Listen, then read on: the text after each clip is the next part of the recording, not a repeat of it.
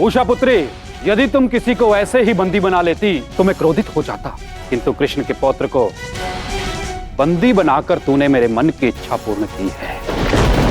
अब वो यहां आएगा इसे बचाने। जो युद्ध महादेव ने रुकवा दिया था, अब कृष्ण ही उसे प्रारंभ करेगा। अब तो स्वयं महादेव भी मुझे नहीं रोक सकते, उन्हें मेरा साथ देना ही होगा। अब कृष्ण मारा जाएगा, क्योंकि जीतना और जीना दोनों की संभावना नहीं है उसके पास।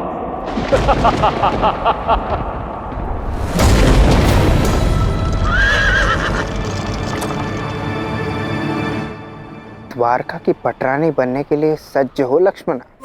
अवश्य। युवराज साम्ब की, युवरानी लक्ष्मणा की, युवराज साम्ब की, युवरानी लक्ष्मणा की,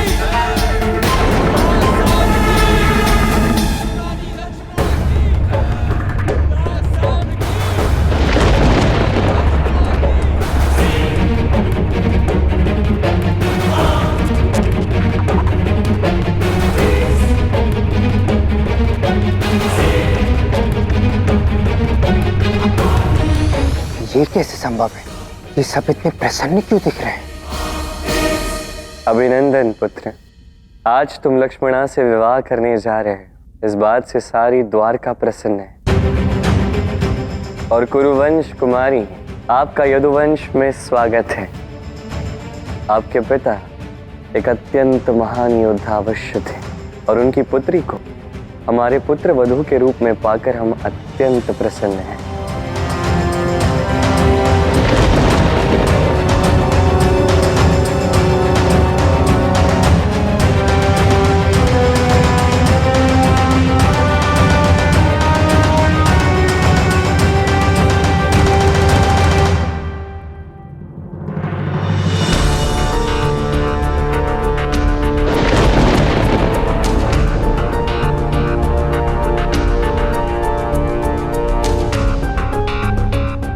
बात क्या है? श्री कृष्ण और राधा के अतिरिक्त सबके मुख मुरझाए हुए क्यों हैं?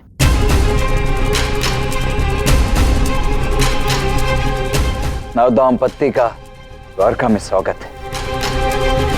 शाम के विवाह का समारोह अद्वितीय होगा। संसार का सबसे भव्य आयोजन होगा।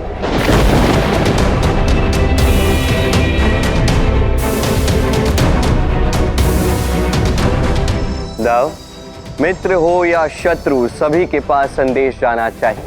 सभी को इस विवाह का निमंत्रण मिलना चाहिए।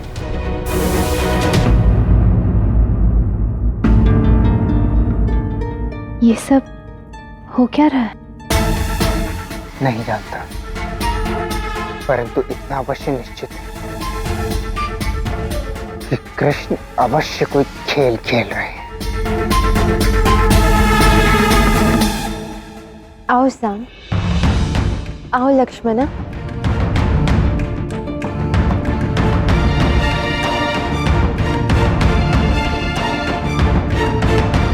रुक्मावती, क्या हुआ है? तुम्हारी आंखों की ये अश्रु प्रसन्नता के तो नहीं लगते? जिसके पुत्र को बानासुर जैसे असुर ने अपहरित कर लिया हो, उसकी आंखों में प्रसन्नता के आंसू कैसे हो सकते जाम्बवती? और ऊपर से श्री कृष्ण अनिरुद्ध की सुरक्षा के लिए कुछ कर भी तो नहीं रहे हैं। मैं तुम्हारी पीड़ा समझ सकती हूँ, किंतु अगर श्री कृष्ण ऐसा कर रहे हैं तो कुछ सोच समझ के ही कर रहे होंगे। जाम्बवती सही कह रही है। श्री कृष्ण द्वारकाधीश हैं, उन पर विश्वास रखो। यदि श्री कृष्ण ने राम के निर्णय का स्वागत किया है तो अपनी पौत्र की रक्षा के लिए भी कुछ ना कुछ अवश्य करेंगे। मुझे विश्वास है। मेरे साथ छल हुआ है बानासुर।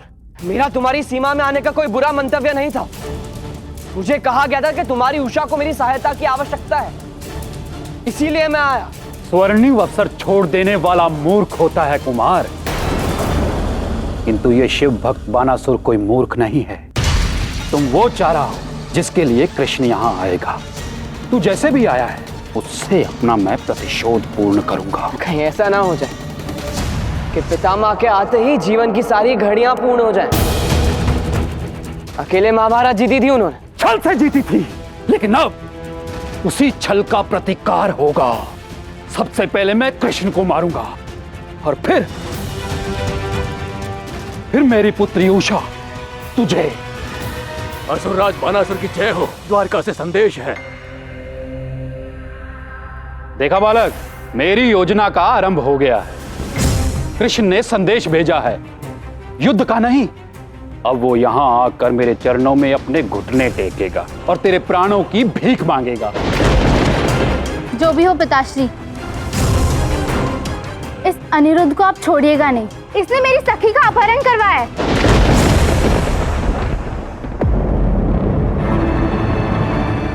ये क्या हुआ पिताश्री?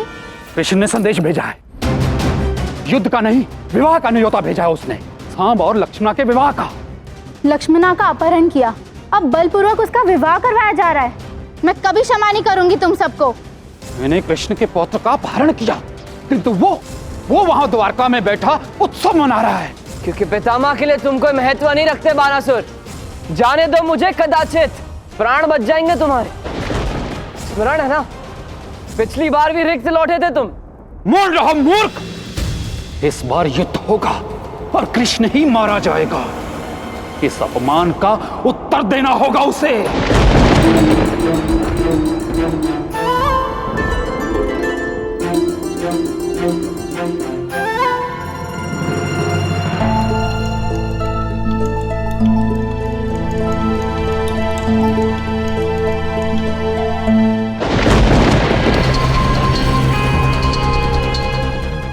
हो क्या रहा है सब?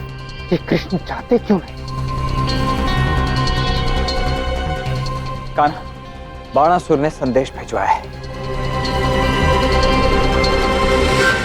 पढ़ो प्रद्युम्न। बानासुर से सावधान छलिया कृष्ण, जानता था मैं कि तू छल करेगा। महादेव पर विश्वास करके मैंने संधि की, पर तुम अपना व्यवहार कैसे छोड़ सकते हो? कायर हो, रण छोड़ हो। मैं युद्ध की चेतावनी देता हूँ और आश्वासन भी कि तुम्हारे और अनिरुद्ध के प्राण लेकर रहूंगा।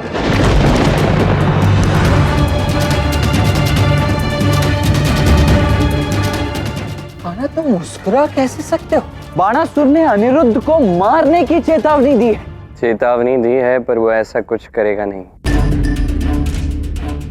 पिताश्री, आप इतना विश्वास के साथ कैसे बोल सकते हैं? क्योंकि मैं अपने मित्रों से अधिक अपने शत्रुओं को समझता हूँ। प्रद्युम्न, तुम एक कार्य करो, तुम बानासुर से मिलने जाओ, उससे बात करने जाओ। अपने साथ एक सैन्य बल अवश्य ले जाना और उससे कहना कि कृष्ण युद्ध से नहीं, प्रेम से इसे सुलझाना चाहता है। असुरों को प्रेम की भाषा नहीं आती। पर इसका अर्थ ये तो नहीं कि हम प्रयास ही ना करें। प्रद्युम्न, कृष्ण कह रहे हैं ना, विश्वास रखो उन पे। कुछ नहीं होगा अनिरुद्ध को, और युद्ध तो अंतिम चयन होना चाहिए ना।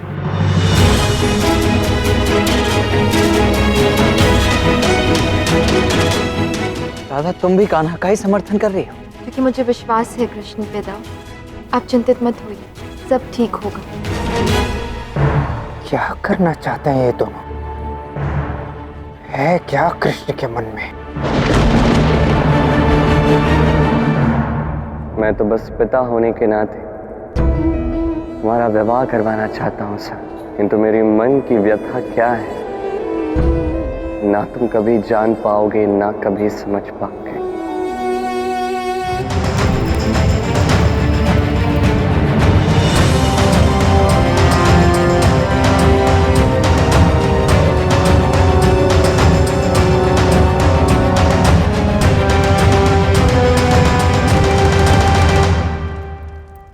तुमने तो कहा था कि बानासुर के साथ युद्ध में कृष्ण मर जाएंगे,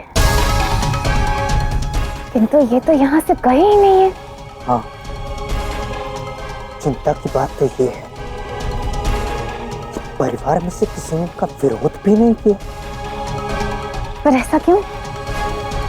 जब कोई कृष्ण से सहमत नहीं तो फिर? कृष्ण को राधा के अतिरिक्त किसी और के समर्थन की आवश्यकता नहीं है और राधा का उन्हें पूर्ण समर्थन है। यही मेरी सबसे बड़ी समस्या है। राधा जो कह देती है वही अंतिम निर्णय हो जाता है और फिर उसके पश्चात कृष्ण किसी के प्राणों की चिंता तक नहीं करते। मुझे तो यहाँ हर एक व्यक्ति मूर्ख लगता है। इतने संकट में भी कृष्ण के समक्ष मौन साध के बैठे ऐसे लोगों को द्वारका जैसी नगरी में रहने का कोई अधिकार नहीं है। कहना क्या चाहती हो तुम? नाश, सबका नाश। राधा कृष्ण के साथ इन सबका भी नाश होना चाहिए। हम मिलकर इनका नाश करेंगे और फिर अनंत काल तक द्वारका पर शासन करेंगे।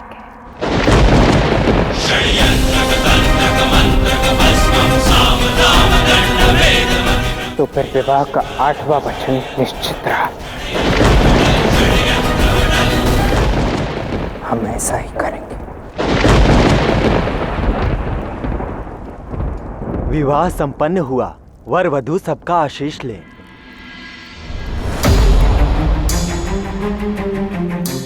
चिरंजीवी भव, पुत्रवती भव।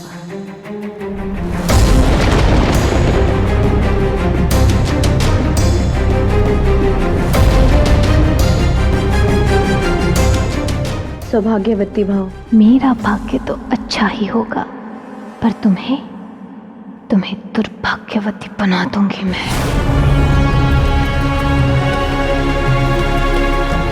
उठो। ये मेरा आशीष है तुम दोनों को कि तुम्हें बलवान संतान प्राप्त हो। और मैं तुम्हें बलहीन कर दूंगी बलराम। मेरे पिता के गुरु होने के बाद भी तुम उन्हें अन्याय से बचाने नहीं आए।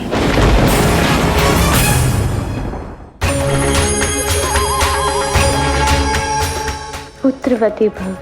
तुम्हारा पुत्र बानासुर के हाथों मारा जाएगा और तुम मेरे षड्यंत्र से।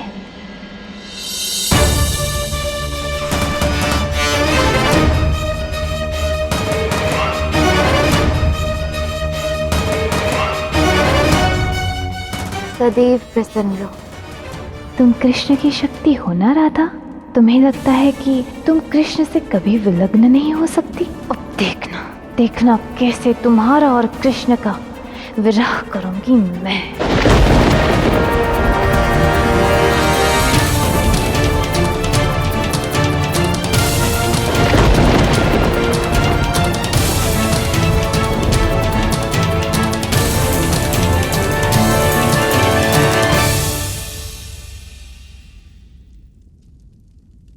महादेव की कृपा से आशा करता हूँ कि महादेव और पार्वती की ही भांति तुम दोनों एक दूसरे के पूरक बनो।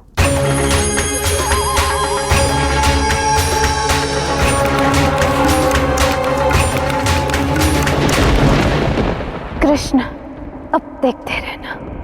तुमने मेरे अंधे पितामह के समक्ष मेरे कुल का नाश किया था ना, इसलिए अब तुम्हारे पहले तुम्हारे इस पूरे परिवार को तोड़ूंगी। एक एक करके इन सब का नाश करूंगी और फिर तुम्हारी बारी। ये दुर्योधन पुत्री लक्ष्मणा की शपथ है।